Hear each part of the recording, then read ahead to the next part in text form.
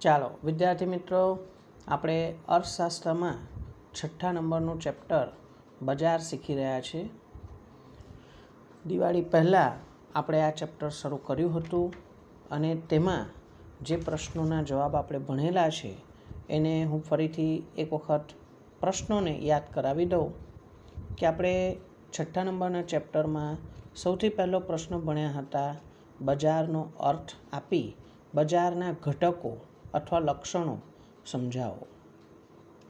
પ્રશ્ન નંબર 2 હતો બજારનું વર્ગીકરણ સ્પષ્ટ કરો. બજારનું વર્ગીકરણ સ્થાન આધારે અને જથ્થા આધારે સમજાવવાનું હતું. એ પ્રશ્ન પણ 5 માર્ક્સ માટે ચોપડીના સ્વાધ્યાયમાં આપેલો પ્રશ્ન હતો. પ્રશ્ન નંબર 3 બજારનું હરીફાઈ આધારે વર્ગીકરણ જણાવો. ખાલી મુદ્દા જ લખવાના હતા. દાખલા તરીકે હરીફાઈ આધારે બજારનું વર્ગીકરણ પૂર્ણ હરીફાઈ અને અપૂર્ણ હરીફાઈ. અપૂર્ણ હરીફાઈમાં પાછા 3 પ્રકાર પડે છે: ઇજારો, ઇજારાયુક્ત હરીફાઈ અને અલ્પ હસ્તક ઇજારો. પ્રશ્ન નંબર 4 પૂર્ણ હરીફાઈવાળું બજાર એટલે શું, તેના લક્ષણો સમજાવો. સામાન્ય રીતે 5 માર્ક માટે લોંગ ક્વેશ્ચનમાં પૂછાય, પણ એમાંથી કોઈ પણ 3 લક્ષણો 3 માર્ક્સ માટે પણ પૂછી શકાય. પ્રશ્ન નંબર 5 ઇજારો એટલે શું, એટલે કે ઇજારાનો અર્થ અને ઇજારાના લક્ષણો સમજાવો. એ પ્રશ્ન પણ આપણે 3 માર્ક્સ માટે અથવા 5 માર્ક્સ માટે પૂછી શકાય. જો 3 માર્ક્સ માટે પૂછાય તો કોઈ પણ 3 લક્ષણો લખવાના હોઈ શકે છે. હવે આપણે આગળ ઇજારાયુક્ત હરીફાઈના લક્ષણો એવો પ્રશ્ન નંબર 6 આવ્યા છે, તો આપણે ત્યાંથી શરૂઆત કરીશું. પ્રશ્ન નંબર 6 ઇજારાયુક્ત હરીફાઈના લક્ષણો સમજાવો. આ પ્રશ્ન પણ 3 અથવા 5 માર્ક્સ માટે આપણને પૂછી શકાય છે. ચોપડીના સ્વાધ્યાયમાં જે પ્રશ્ન આપ્યો છે તેમાં ઇજારાયુક્ત હરીફાઈના કોઈ પણ 3 લક્ષણો સમજાવવાના 3 માર્ક્સ માટે આપેલા છે. પણ આ જ પ્રશ્નમાં 5 લક્ષણ સમજાવવાના હોય તો 5 માર્ક્સ માટે પણ આ પ્રશ્ન પૂછી શકાય. બરાબર. ચાલો હવે આપણે સમજીએ કે ભાઈ ઇજારાયુક્ત હરીફાઈ એ છે શું. તો બજારમાં વાસ્તવમાં પૂર્ણ હરીફાઈ કે પૂર્ણ ઇજારો જોવા મળતો નથી. આપણે આગળના જે પ્રશ્ન નંબર 4 અને 5 ભણ્યા છે, જેમાં આપણે એવું ભણ્યા હતા કે પૂર્ણ હરીફાઈવાળું બજાર એ એમ તો આદર્શ સ્થિતિ છે, પણ માત્ર સૈદ્ધાંતિક શક્યતા બની રહે છે. ખેતી ક્ષેત્રને બાદ કરતા પૂર્ણ હરીફાઈવાળા બજારના બધા જ લક્ષણો, બધી જ શરતો એકસાથે સંતોષવાનું શક્ય નથી. બરાબર. એટલે ઔદ્યોગિક ક્ષેત્રે અથવા સેવા ક્ષેત્રે પૂર્ણ હરીફાઈ જોવા મળતી નથી. એવી જ રીતે ઇજારો એટલે મોનોપોલી. મોનોસ અને પોલેન એક જ વેચનાર એવું બજાર. પણ વ્યવહારમાં શુદ્ધ ઇજારો, જ્યાં નજીકની કે દૂરની અવેજી વસ્તુઓ ઉપલબ્ધ નથી હોતી, આવો ઇજારો પણ વાસ્તવિક દુનિયામાં જોવા મળતો નથી. હા, વાસ્તવમાં એવું જોવા મળે છે કે નજીકની નહીં પરંતુ દૂરની અવેજી વસ્તુઓ ઉપલબ્ધ હોય છે. તો આ જે પૂર્ણ હરીફાઈ અને ઇજારો છે, પૂર્ણ હરીફાઈમાં અસંખ્ય વેચનારા હોય, બહુ જ બધા, અગણિત. જ્યારે ઇજારામાં માત્ર એક જ વેચનાર હોય. આ બંને 2 હદ છે. બરાબર. 2 એક્સ્ટ્રીમ લેવલ છે. પણ વાસ્તવિક દુનિયામાં નથી આ જોવા મળતું, નથી આ જોવા મળતું. તો બેની વચ્ચેની સ્થિતિ એ કંઈક આ રીતની જોવા મળે છે. એટલે આપણને એવું કીધું છે કે બજારમાં વાસ્તવમાં પૂર્ણ હરીફાઈ કે પૂર્ણ ઇજારો જોવા મળતા નથી, પરંતુ બંનેનું તેમાં સહ અસ્તિત્વ જોવા મળે છે, એક સાથે અસ્તિત્વ જોવા મળે છે. એટલે શું? થોડોક ઇજારો પણ હોય અને થોડી હરીફાઈ પણ હોય તેવું ઇજારાયુક્ત હરીફાઈ તરીકે ઓળખાય છે. આ પ્રસ્તાવના છે, એનો અર્થ હવે આપેલો છે કે ઇજારાયુક્ત હરીફાઈ એટલે શું? તો ઇજારાયુક્ત હરીફાઈ એટલે નજીકની અવેજી વસ્તુઓનું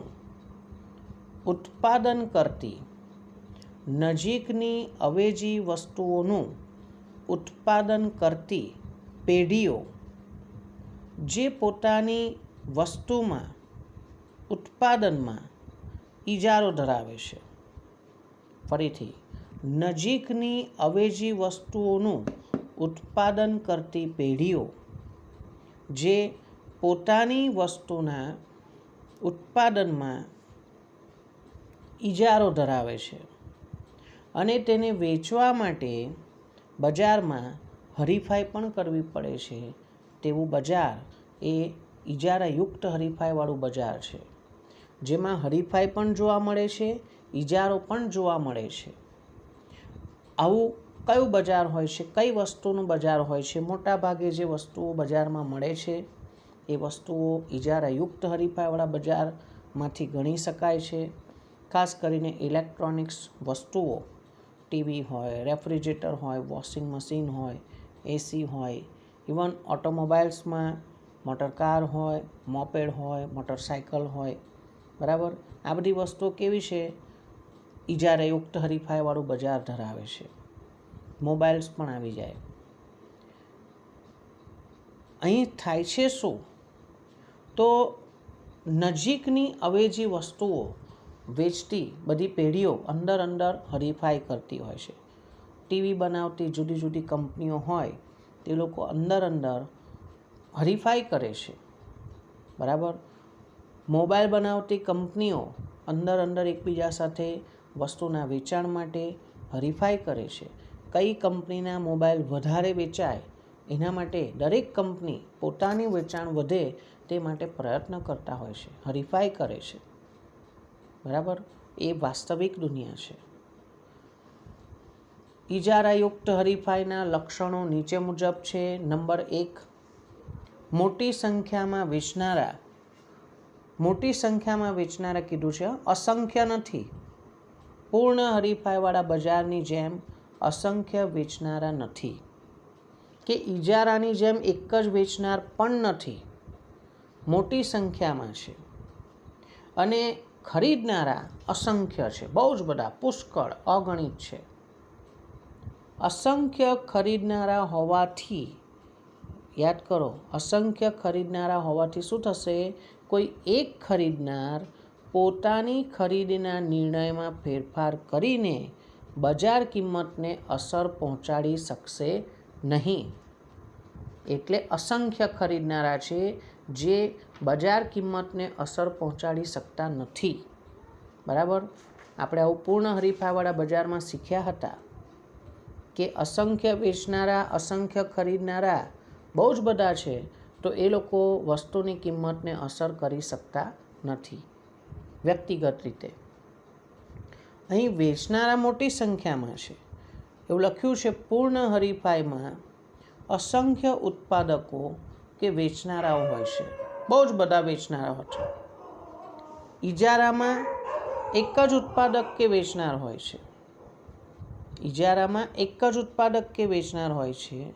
જ્યારે ઇજારાયુક્ત હરીફાઈમાં ઉત્પાદકો કે વેચનારા મોટી સંખ્યામાં હોય છે. જેથી કરીને ઇજારાયુક્ત હરીફાઈમાં હરીફાઈનું તત્વ મોટા પ્રમાણમાં જોવા મળે છે. અહીં કોમ્પિટિશન જોવા મળે છે. આ બજારમાં ખરીદનારા અસંખ્ય હોવાથી, બહુ બધા હોવાથી, તેઓ બજારમાં વ્યક્તિગત ધોરણે, કોઈ વ્યક્તિગત રીતે એકાદ ખરીદનાર વધી જશે તો બહુ બધી માંગ વધી ગઈ એવું નથી થવાનું. એકાદ ખરીદનાર ઓછા થઈ જશે તો એનાથી બજાર માંગ બહુ બધી ઘટી ગઈ એવું નથી થઈ જવાનું, બરાબર. વ્યક્તિગત ધોરણે કોઈ પણ મોટા ફેરફારો આ ખરીદનારાઓ લાવી શકતા નથી. કોઈ એક ખરીદનાર પોતાની માંગ દ્વારા બજાર કિંમતમાં કોઈ મોટો ફેરફાર લાવી શકતો નથી. ખરીદનારા વસ્તુની કિંમત ઉપર પ્રભાવ પાડી શકતા નથી. પોઈન્ટ નંબર 2, વસ્તુ વિભિન્નતા.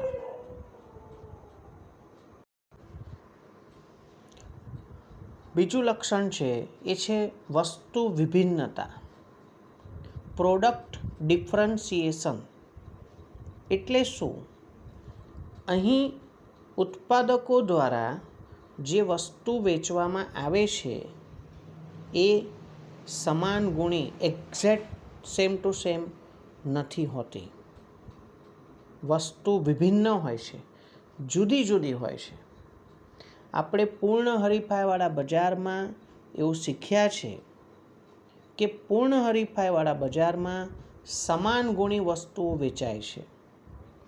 રૂપ, રંગ, ગંધ, કદ, સ્વાદ, આકાર, વજન, ગુણવત્તા સેમ ટુ સેમ હોય. પણ અહીં ઇજારાયુક્ત હરીફાઈવાળા બજારમાં જે વસ્તુઓ વેચવામાં આવે છે એની ગુણવત્તા, એનો કલર, એની ક્વોલિટી, કિંમત બધું કેવું હોય છે? અલગ અલગ હોય છે. જુદી જુદી કંપનીની મોટર કાર, જુદા જુદા કંપનીના મોબાઈલ ફોન, ટીવી, રેફ્રિજરેટર, એસી, વોશિંગ મશીન આ બધું સેમ હોય છે? ના, કંઈથી સેમ હોય છે? ઇવન એક જ કંપનીના જુદા જુદા મોડેલ હોય ને મોબાઈલના, તો એમાં પણ ભિન્નતા હોય છે, ડિફરન્સિએશન હોય છે. કિંમત અલગ અલગ હોય, સ્પેસિફિકેશન અલગ અલગ હોય, વજન અલગ હોય, કલર અલગ હોય, બરાબર. એની અંદર જે એની મેમરી છે, રેમ હોય, એની સ્ટોરેજ કેપેસિટી છે, બરાબર, એમએચ કેપેસિટી હોય, બધું અલગ અલગ હોય છે. મોટર કાર હોય તો જુદી જુદી કંપનીની મોટર કારના કલર, ડિઝાઇન બધું અલગ અલગ હોય, ટેકનોલોજી અલગ હોય, કિંમત અલગ હોય. ઇવન એક જ કંપનીના 5 જુદા જુદા મોડેલ હોય તો એ 5 મોડેલની અંદરમાં પણ ઘણા તફાવત હોય છે. તો આ વસ્તુ અહીંયા જોવા મળે છે. વસ્તુ વિભિન્નતા એટલે શું એ હું તમને સમજાવી રહ્યો છું. પ્રોડક્ટ ડિફરન્સિએશન, વસ્તુ જુદી છે, અલગ છે. જોઈએ આપણે, આ બજારનું એક વિશિષ્ટ લક્ષણ છે. એટલે ઇજારાયુક્ત હરીફાઈવાળા બજારમાં એક વિશિષ્ટ લક્ષણ એ જોવા મળે છે કે વસ્તુ વિભિન્નતા, પ્રોડક્ટ ડિફરન્સિએશન જોવા મળે છે. વસ્તુ વિભિન્નતા એટલે શું? વસ્તુ વિભિન્નતા એટલે એક જ પ્રકારની વસ્તુ અન્ય વસ્તુથી સ્વરૂપ, ગુણધર્મ કે ગુણવત્તામાં ભિન્ન છે, જુદી છે, અલગ છે તેમ દર્શાવવું. ફરીથી એકવાર, વસ્તુ વિભિન્નતાનો મતલબ એક જ પ્રકારની વસ્તુ અન્ય વસ્તુથી સ્વરૂપ, ગુણધર્મ કે ગુણવત્તામાં ભિન્ન છે એવું દર્શાવવાનું, એવું બતાવવાનું. આ બજારમાં વસ્તુઓના રૂપ, રંગ, ગંધ, કદ, સ્વાદ, આકાર, વજન, ગુણવત્તા વગેરે આ બધી દ્રષ્ટિથી, આ બધી બાબતોમાં નજીવો તફાવત હોય છે. થોડો તો થોડો પણ તફાવત હોય છે. બિલકુલ એક્ઝેક્ટ સેમ ટુ સેમ નથી હોતી. કંઈક ડિફરન્સ હોય છે, કંઈક તફાવત હોય છે. તમે જુદી જુદી કંપનીની ટૂથપેસ્ટ લો તો ટૂથપેસ્ટનો ટેસ્ટ, એની સાઇઝ, એનો કલર, એના ભાવ સરખા નથી હોતા. કંઈક ડિફરન્સ હોય. નજીવો થોડો તો થોડો પણ તફાવત હોવો જરૂરી છે. એટલે આ બધી વસ્તુઓ સમાન ગુણી કે એક સરખી હોતી નથી. ક્લિયર આટલી વસ્તુ? આ ઇજારાયુક્ત હરીફાઈવાળા બજારના મુખ્ય 2 લક્ષણો થયા. એક, મોટી સંખ્યામાં વેચનારા અને અસંખ્ય ખરીદનારા હોય છે. બીજું, વસ્તુ વિભિન્નતા જોવા મળે છે. હવે આગળ વધીએ તો મુદ્દા નંબર 3, પેઢીઓની મુક્ત અવરજવર. આ પેઢીઓની મુક્ત અવરજવર, આવું લક્ષણ પૂર્ણ હરીફાઈવાળા બજારમાં પણ આપણે સમજ્યા છે. આનો મતલબ શું છે? ફરીથી આપણે અહીંયા જે સમજીએ કે પેઢીઓની મુક્ત અવર જવર, free entry, free exit. Entry એટલે કોઈપણ પેઢી નફો કમાવાના હેતુથી ઉદ્યોગમાં પ્રવેશી શકે છે. નફો કમાવાની તક દેખાય તો એ નવો ધંધો શરૂ કરી શકે છે. અને જો કોઈ પેઢીને ખોટ થતી હોય અને એને એવું લાગે કે ભાઈ હવે લાંબા સમય સુધી આ ખોટની સ્થિતિ ચાલુ રહેશે, આપણે નફો નહીં કરી શકીએ, તો તમે ધંધો બંધ કરી શકો છો, વ્યવસાય બંધ કરી દો છો, ઉદ્યોગ છોડીને ચાલ્યા જાઓ છો. ફ્રી એન્ટ્રી, ફ્રી એટલે મફતમાં નહીં, ફ્રી એટલે કોઈ પણ પ્રકારના રિસ્ટ્રિક્શન વગર, નિયંત્રણ વગર, અંકુશ વગર. કોઈ કાયદાકીય અંકુશ નથી. પેઢીઓની મુક્ત અવરજવર એનો અર્થ પેઢીઓનો ઉદ્યોગમાં વિના નિયંત્રણ, કોઈ પણ પ્રકારના નિયંત્રણ વગર પ્રવેશ કરવો અથવા નિકાસ થવો એટલે બહાર નીકળી જવું. એન્ટ્રી પ્રવેશ, એક્ઝિટ નીકળી જવું, નિકાસ અવરજવર. કોઈ એક ઉદ્યોગ અસામાન્ય નફાની સ્થિતિમાં હોય, કોઈ એક ઉદ્યોગ અસામાન્ય નફાની સ્થિતિમાં હોય. અસામાન્ય નફો એટલે પુષ્કળ નફો, બહુ બધો નફો. સામાન્ય રીતે આપણે જાણીએ છીએ કોઈ પણ ધંધો નફાના હેતુથી કરવામાં આવે છે. ધંધાની પ્રવૃત્તિ નફાના હેતુથી કરવામાં આવે છે. એટલે દરેક ધંધામાં નફો તો હોય છે જ, પણ જે નફો બહુ વધારે હોવાથી અન્ય લોકોને એ ધંધો કરવા માટે પ્રેરિત કરે છે, આકર્ષે છે, એ અસામાન્ય નફો છે.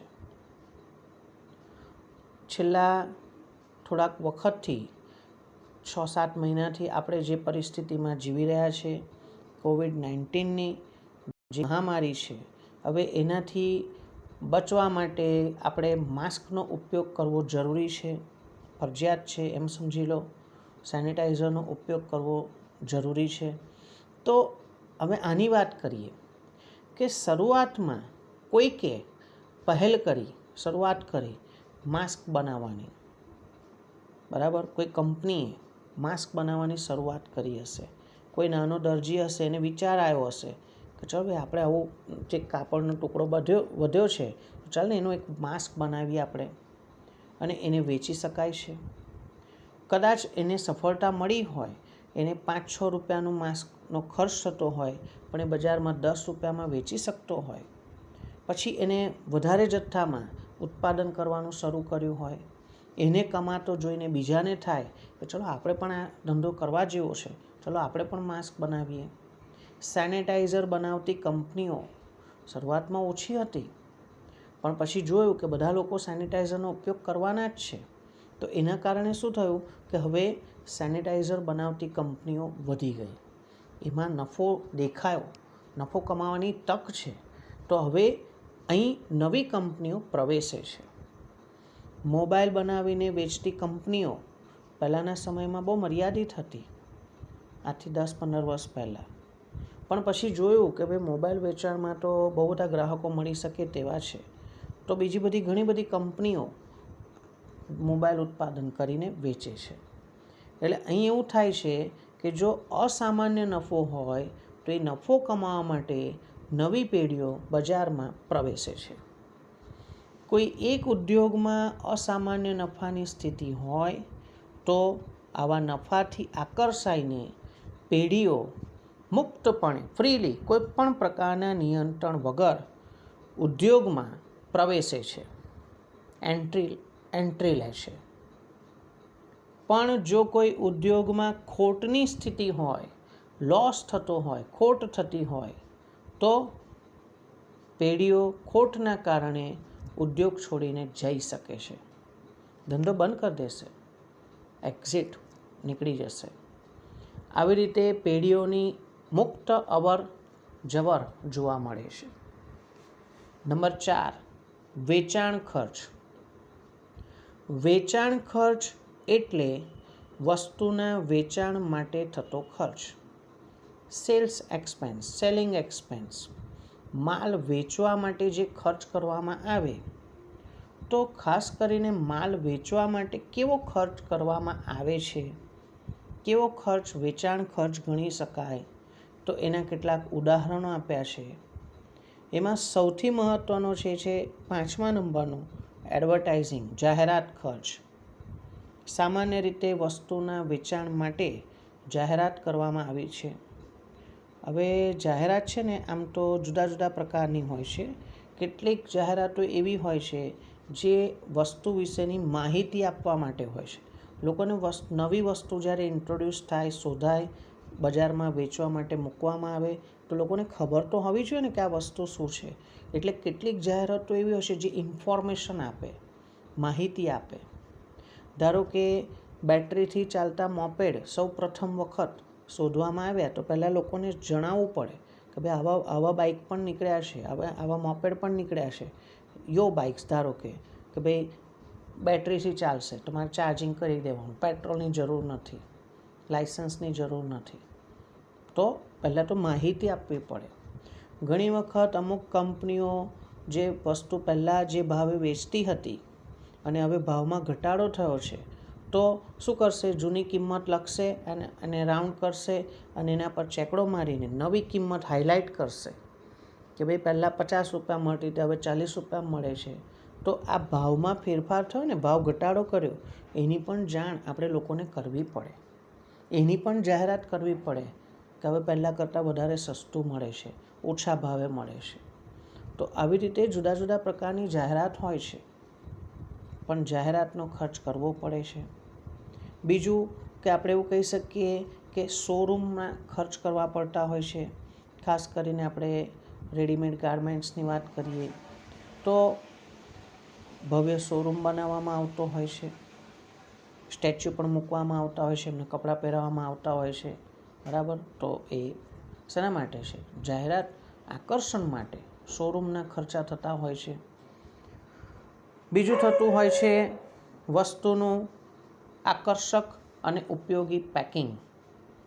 કેટલીક વસ્તુઓ પેકિંગમાં જ વેચવી પડતી હોય છે, કેટલીક વસ્તુઓ પેકિંગમાં વેચાય છે. હવે પેકિંગ બે પ્રકારના હોય છે, એક ઉપયોગી અને બીજા છે આકર્ષક. ઉપયોગી અને આકર્ષકમાં શું તફાવત, તો હું તમને સમજાવું કે દાખલા તરીકે આપણે કોઈ પ્રવાહી વસ્તુ દૂધ લેવા જઈએ, સામાન્ય ભૈયાજીની ત્યાંથી દૂધ લેવા જઈએ, તો એ શું કરશે, જે પ્લેન કોથળી છે, પ્લેન કોરી, બરાબર, એવી કોથળીમાં આપણને દૂધ પેક કરીને આપશે. પેકિંગ જરૂરી છે. જો આપણે પોતાનું વાસણ ના લઈ ગયા હોય તો ભાઈ પ્રવાહી વસ્તુ હાથમાં લઈને તો આવી નથી શકવાના, એને કશાક વાસણમાં, કોથળીમાં આપણને આપવું પડશે. એટલે પેકિંગ કરવું જરૂરી છે. પણ એ કોથળી પર ધારો કે ડેરીની કોથળી હોય, બરાબર, તો એ ડેરીનું નામ લખ્યું હોય, કિંમત લખી હોય, મેન્યુફેક્ચરિંગ ડેટ લખી હોય, કલરિંગ પેનનો ઇંકનો યુઝ કર્યો હોય, તો એ જાહેરાત છે. એટલે આ પેકિંગ બહુ જરૂરી છે, પણ પેકિંગ આકર્ષક હોવું જોઈએ, જે ગ્રાહકોને વસ્તુ ખરીદવા પણ આકર્ષી શકે છે. ઘણી વખત મોટા મોટા પેકિંગની સાથે સાથે નાના નાના પેકિંગ પણ મળે છે. ધારો કે અનાજ જેવી વસ્તુ હોય, ખાદ્ય પદાર્થ હોય, ફરસાણ હોય, બરાબર, 1 કિલોના પેકિંગમાં પણ મળતું હોય, 500 ગ્રામના પેકિંગમાં પણ મળે, 200 ગ્રામમાં પણ મળે, 5 રૂપિયાનું પડીકું પણ 25 ગ્રામનું મળતું હોય, બની શકે છે ને. તો પેકિંગ આવી રીતે જુદા જુદા પ્રકારના હોય છે, એનો ખર્ચ અલગ અલગ થાય. મોટા પેકિંગનો ખર્ચ અલગ, નાના પેકિંગનો ખર્ચ અલગ. તો આ બધા ખર્ચ છે વેચાણ માટેના છે.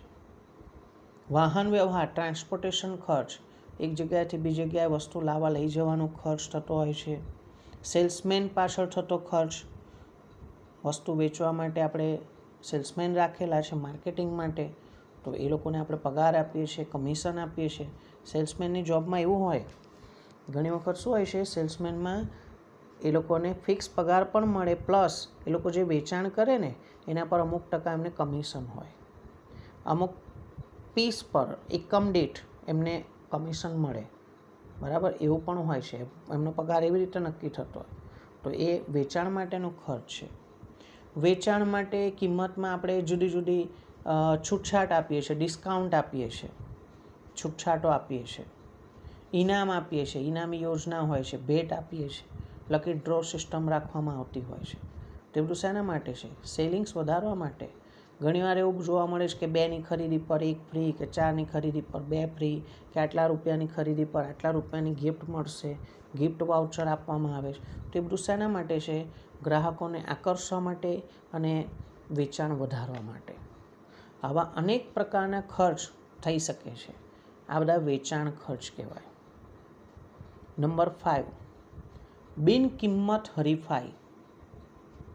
આ બજારમાં ઉત્પાદકો અને વેચનારાઓ વસ્તુની માંગ વધારવા માટે, ઇજારાયુક્ત હરીફાઈવાળા બજારમાં ઉત્પાદકો અને વેચનારાઓ વસ્તુની માંગ વધારવા માટે શું કરે છે ખબર છે? વસ્તુની કિંમત સ્થિર રાખે છે. ભાવ સરખા જ રાખવાના. જુદી જુદી ઉત્પાદક પેઢીઓ સરખા જ ભાવ રાખે તો ગ્રાહક પસંદગી શેના આધારે કરશે? ક્વોલિટીના આધારે, સર્વિસના આધારે. બરાબર? અહીં આ બજારમાં ઉત્પાદકો અને વેચનારાઓ વસ્તુની માંગ વધારવા માટે વસ્તુની કિંમત તો સ્થિર રાખે છે, પણ વસ્તુની ગુણવત્તામાં ફેરફાર કરીને જાહેરાતોના માધ્યમ દ્વારા ગ્રાહકોને આકર્ષવાનો પ્રયત્ન કરે છે. અહીં ગ્રાહકોને આકર્ષવા પડે છે, ગ્રાહકોને એવું કન્વિન્સ કરવું પડે, એવું સમજાવવું પડે કે અમારી પ્રોડક્ટ, અમારી કંપનીની પ્રોડક્ટ બીજા બધા કરતાં ચડિયાતી છે. કિંમત સેમ રાખો, પણ વસ્તુની ગુણવત્તા જાહેરાતો દ્વારા આપણે ગ્રાહક ખેંચવાનો પ્રયત્ન કરવાનો છે. વસ્તુનું વેચાણ બાદની જે સેવા છે, આફ્ટર સેલ સર્વિસીસ, બરાબર, ઘણી વખત ફ્રીમાં તમને સર્વિસ કરી આપે છે, રિપેરિંગ કરી આપે છે. ફોન આવે આપણને કંપનીમાંથી, ભાઈ તમે અમારી પાસે આ વસ્તુ લીધી, કેવું છે, બરાબર ચાલે છે, કોઈ કમ્પ્લેન છે, ફરિયાદ છે, આમ છે તેમ છે. આફ્ટર સેલ સર્વિસ કહેવાય. ફ્રી હોમ ડિલિવરી આપવામાં આવે, ઇન્સ્ટોલમેન્ટ સિસ્ટમ કરી આપવામાં આવે પેમેન્ટ માટે. તે બધી આફ્ટર સેલ સર્વિસીસ કહેવાય, વેચાણ બાદની સેવાઓ. તો આવી વેચાણ બાદની વિવિધ ગુણવત્તાસભર, સારી ગુણવત્તાની સેવાઓ પણ પૂરી પાડવામાં આવે છે ગ્રાહકોને. આ બિન કિંમત હરીફાઈ કહેવાય. વસ્તુની કિંમત સેમ રાખશે, જુદા જુદા ઉત્પાદકો, પણ આફ્ટર સેલ સર્વિસીસ અલગ અલગ હોય. મોબાઈલ કંપનીના જે આપણે કનેક્શન લઈએ છીએ, ફોર એક્ઝામ્પલ વોડાફોનનું હોય, કોઈ જીઓનું લેશે, એરટેલનું લેશે, તો અહીં બધાના પ્લાન લગભગ સરખી કિંમતના હોય છે. પણ પછી આપણે એવું જોઈએ છે ભાઈ કોનું નેટ વધારે સારું પકડાય છે, કોનું કનેક્શન જલ્દી સારું પકડાય. ઘરના બધા ખૂણામાં, જુદા જુદા એરિયામાં, બહારગામ જઈએ તો પણ કોનું કનેક્શન પકડાય છે, નેટવર્ક કોનું જોડાય છે, એ ક્વોલિટી કહેવાય, સર્વિસ કહેવાય. તો એના આધારે ગ્રાહક નક્કી કરશે કે ભાઈ આ કંપનીનું કનેક્શન વધારે સારું છે, નેટવર્ક સારું છે, આપણે એ કંપનીનો ફોન લઈએ, એ કંપનીનું મોબાઈલ સર્વિસ લઈએ. ફોન ઇન્સ્ટ્રુમેન્ટ અલગ છે અને સર્વિસ અલગ છે. બરાબર? આવું. છેલ્લો પોઈન્ટ છે બજાર અંગેનું અપૂરતું જ્ઞાન. અહીં છે ને ઉત્પાદકો જુદા જુદા પ્રકારની જુદી જુદી ગુણવત્તાવાળી વસ્તુઓ વેચતા હોય છે અને વેચનારા ઘણા મોટી સંખ્યામાં છે. એટલે બધા વેચનારાઓની બધી વસ્તુની ગુણવત્તા, એના રંગ, રૂપ, કદ, આકાર, વજન એ બધું જ આપણાને જાણકારી ના પણ હોય. બજાર અંગેનું અપૂરતું જ્ઞાન છે, ઇનસફિશિયન્ટ છે. પૂર્ણ હરીફાઈવાળા બજારમાં એવું લક્ષણ હતું કે ખરીદનારાઓ અને વેચનારાઓને સંપૂર્ણ જ્ઞાન છે. આજે કેવું લખ્યું છે? બજાર અંગેનું અપૂરતું જ્ઞાન છે. આ બજારમાં વસ્તુના વેચનારા અને ખરીદનારાઓને બજાર અંગેનું સંપૂર્ણ જ્ઞાન હોતું નથી. બરાબર? આપણે ઇલેક્ટ્રોનિક વસ્તુ લાવી છે તો કઈ કઈ કંપનીઓ છે, એના કયા કયા મોડેલ છે, તો બધાની માહિતી આપણી પાસે ના હોય, બધું આપણને ખબર ના હોય. એવું.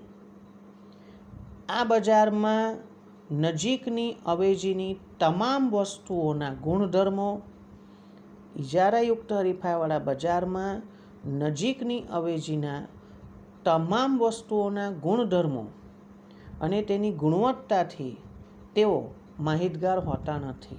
તેઓ એટલે ખરીદનારા કે વેચનારા માહિતગાર હોતા નથી.